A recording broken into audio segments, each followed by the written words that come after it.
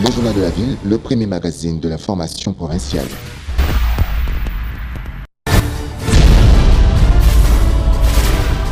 Tout de suite, le journal.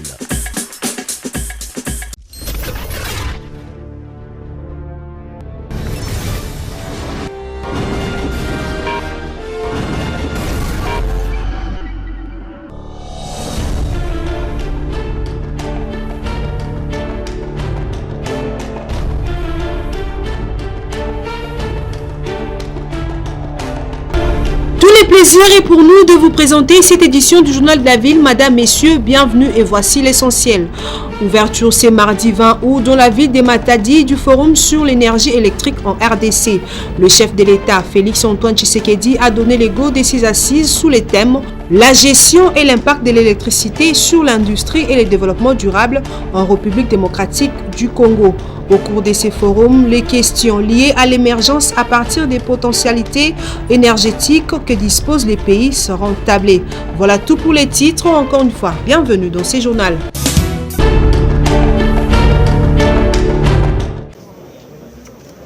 Le président Félix Tshisekedi a solennellement donné les go ce mardi 20 août du premier forum sur l'énergie électrique en RDC. Dans son mot de lancement, le chef de l'État a relevé le fait que les pays stagnent sur le plan de l'évolution électrique.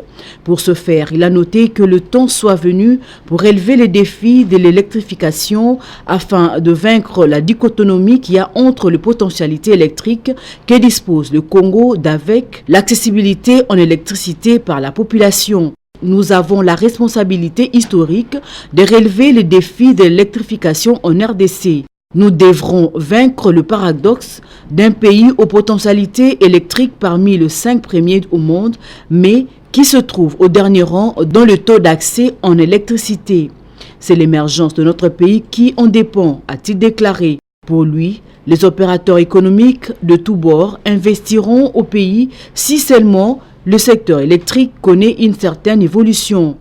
Ainsi, avec l'assainissement que nous comptons faire dans le secteur porteur, je suis convaincu que les opérateurs économiques nationaux et étrangers trouveront l'opportunité d'investir dans le dit secteur, a-t-il fait savoir. Tout en souhaitant plein succès aux travaux de ces assises, Tshisekedi Tshilombo exhorte les participants à sortir de ces forums avec des recommandations fortes qui appellent à l'accélération de l'action car il y a une urgence.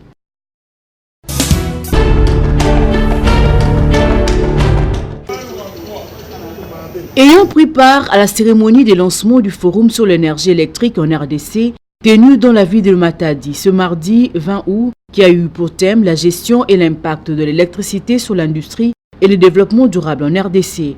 Serge Nseka, envoyé spécial de notre magazine, a donné sa lecture sur cette assise qui a abordé les questions liées à l'émergence à partir de potentialités énergétiques que dispose notre pays, la RDC. Demain, nous pourrons être crédibles. Être grand pour le Congo, c'est pas seulement avoir 2 345 000 km². Non, c'est pas seulement avoir 80 millions d'habitants, mais pas seulement rester au niveau des potentiels, mais effectivement être un pays riche, un pays puissant, un pays avec une énergie disponible et employable. Donc, avéré, c'est ça. C'est-à-dire on doit quitter le rêve, le stade de rêve, de potentiel. Oui, potentiel, oui, mais quand est-ce que cela deviendra effectif? C'est la question.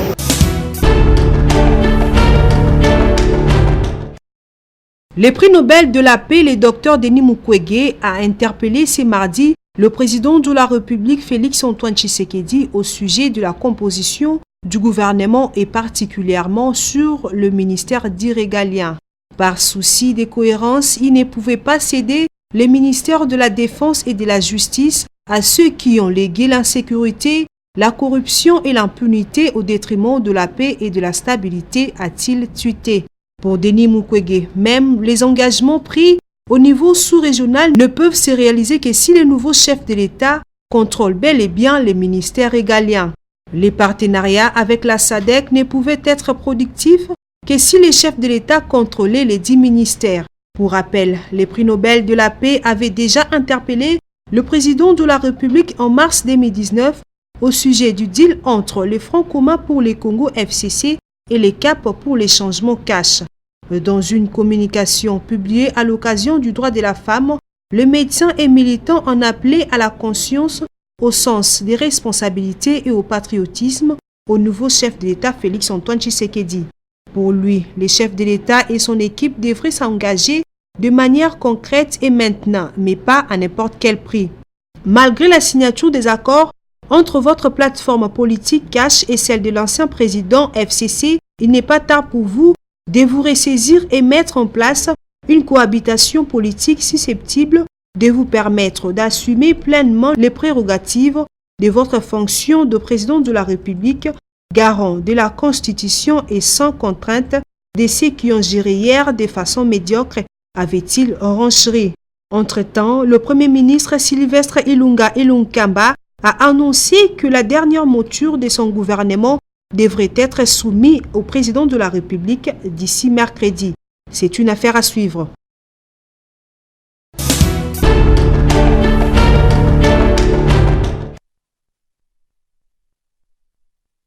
Médard Kankolongo, promoteur de la fondation et Asbel qui porte son nom, a inauguré le samedi 17 août l'école Kankolongo Médard School, un établissement bilingue avec la section maternelle, primaire et secondaire.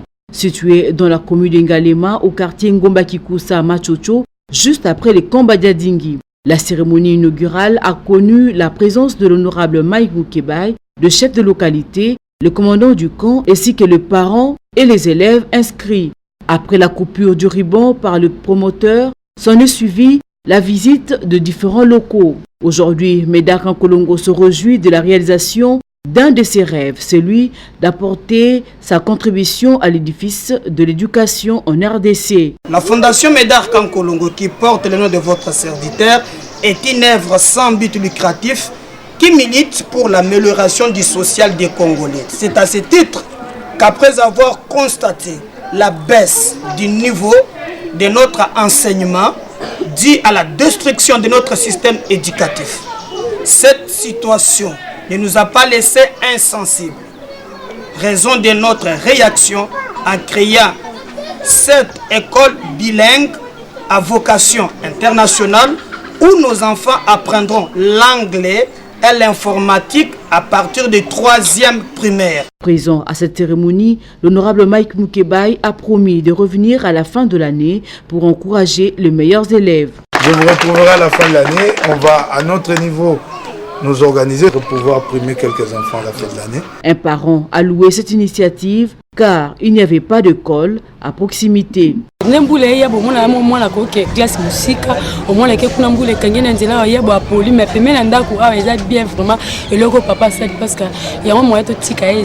Notez qu'à la fin, Médard Kankolongo a remis quelques fournitures aux élèves.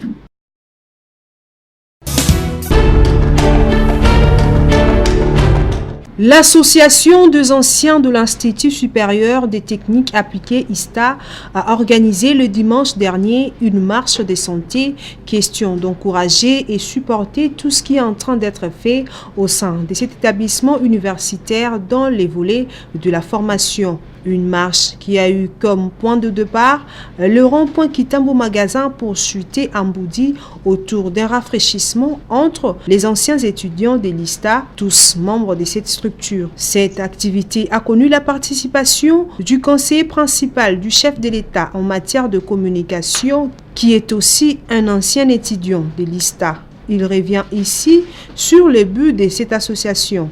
En tant qu'anciens, nous avons le devoir d'assister le comité de gestion de l'ISTA afin que ceux qui viennent après nous aient une formation meilleure que nous. Il serait une fierté qu'un jour on puisse voir un home bâti par les anciens, mais pour le bénéfice de ceux qui étudient à l'ISTA, sans contrepartie. Notre rôle, c'est donner au prochain. L'ISTA nous a donné les matières de base pour que nous devenions ingénieurs. Nous travaillons, nous bénéficions de la formation que nous avons reçue. La meilleure façon de retourner l'ascenseur à l'ISTA, c'est de contribuer au développement et à l'excellence de l'ISTA. Le coordonnateur de cette structure a quant à lui adressé ce remerciement à tous les anciens de ces alma mater. Remercier le conseiller principal qui nous a honorés de sa présence et remercier aussi tous les ingénieurs, tous les anciens diplômés de l'ISTA qui ont manifesté leur présence à cet endroit. Notons que cette association a été créée dans le seul et unique objectif qui est celui de contribuer au développement et à l'excellence de l'ISTA.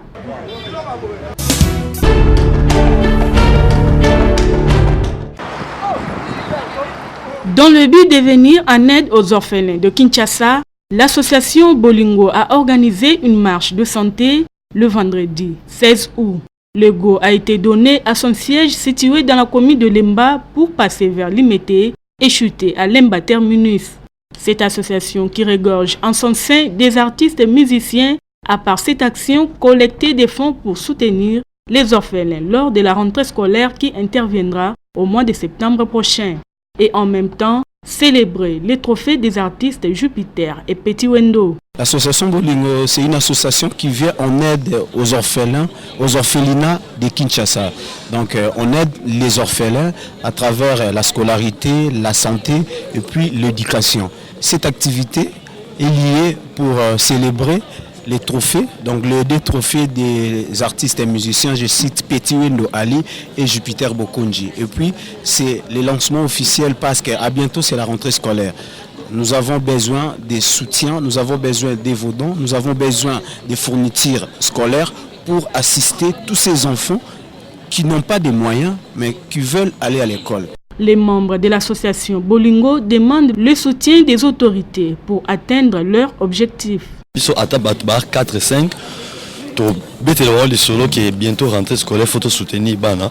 Ceux qui m'ont appelé sur ata moi $50, $20, $10 et to 5 ça bon wana oya biso mo collectif et to qui n'est pas verbe orphelin tout ça la bango don. Pour lier l'utile à l'agréable, c'est autour d'un barbecue que l'activité s'est clôturée.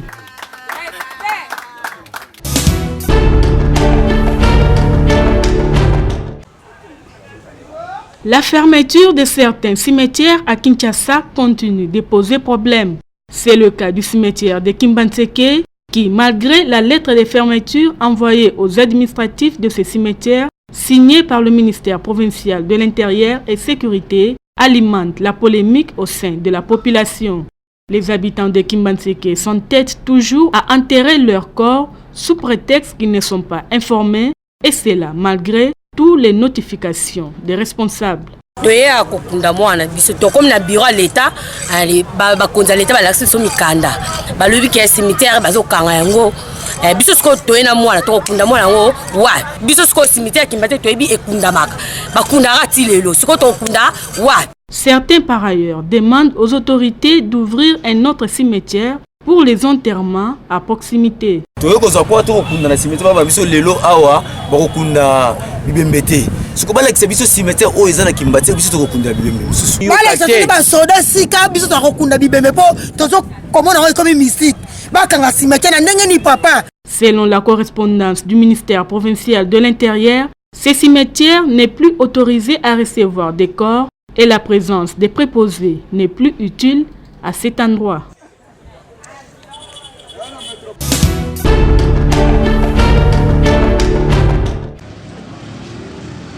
La difficulté en eau dans la ville de Kinshasa devient de plus en plus récurrente et générale. En Ngiringiri, précisément sur l'avenue Pinzi, au quartier Panzi, la population éprouve la peine pour s'approvisionner en eau. Sur la même avenue, l'eau jaillit du côté droit, mais surtout dans quelques parcelles seulement.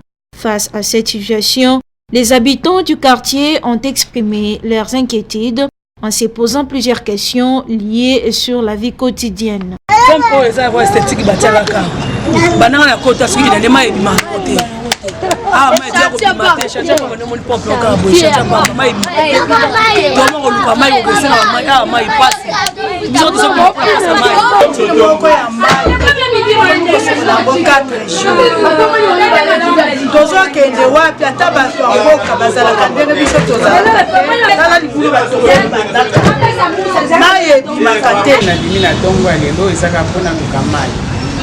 Au moment où nous avons dans le camp, mais maïe bimate, to bengi angolo c'est la vie. Et maintenant, vous avez privé biso vie.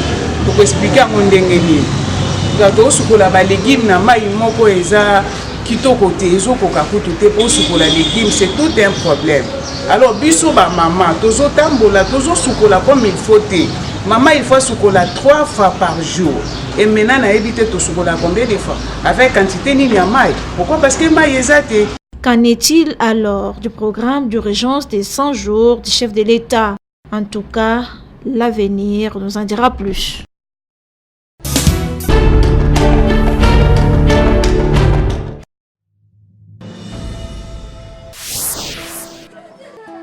Qui t'a frappé?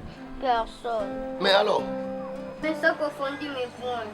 Montre-moi les bulletins. Oh! 20%!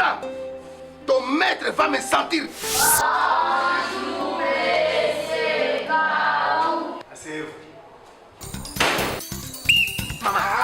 Je vais tuer quelqu'un ici. Quoi? Je vais faire le génocide scolaire. Je ne comprends pas. En regardant cet enfant, est-ce qu'il mérite 5 points? Fils, tu es le maître Garou? Oui. Oh, maman. Et vos apaisements, c'est mon ami. Ah, béni.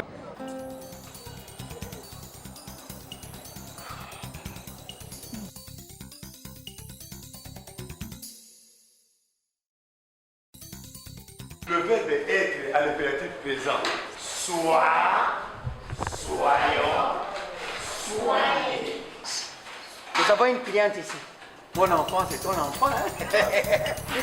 Voilà sa motivation. Hein? C'est pas ça que maman a dit. Combien? Bon.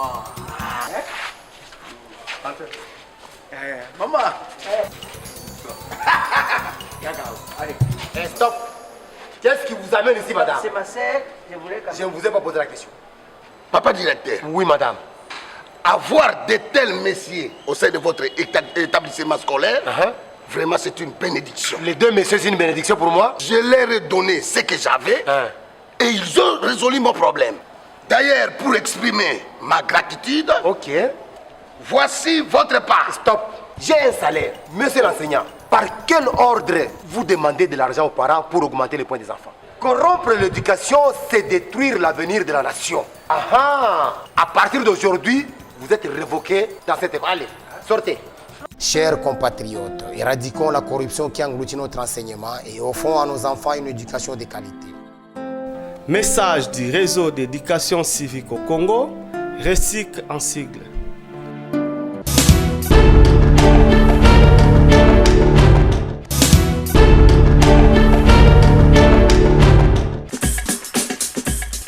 Mesdames et messieurs, ce journal est complètement terminé. Merci de l'avoir suivi.